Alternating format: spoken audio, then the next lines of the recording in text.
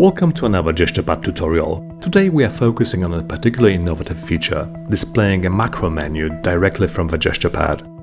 Let's get started and see how this feature can bring efficiency and flexibility to your workflow. First things first, let's enable the Edit mode in MetaGrid Pro. Select the GesturePad, select the finger layout and the gesture type, and expand the macro section. Once you are there, you will find an option titled Display Macro Menu. Go ahead and enable this option to unlock new layers of functionality for your GesturePad. So now I have enabled displaying macro menu on double tap with one finger. You'll notice two new tabs make an appearance, Main Macro and Menu Macros.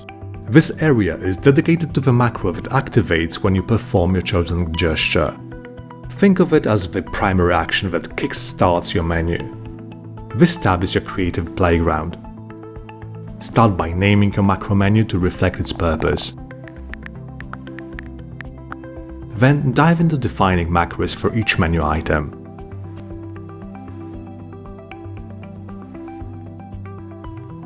The clarity here is a key, so ensure your macros are well titled to appear correctly in the menu.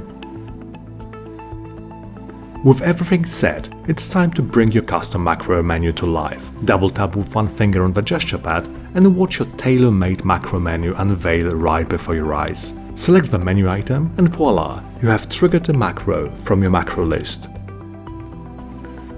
Happy creating with MetaGrid Pro, your ultimate all-in-one touch control center for Mac and PC.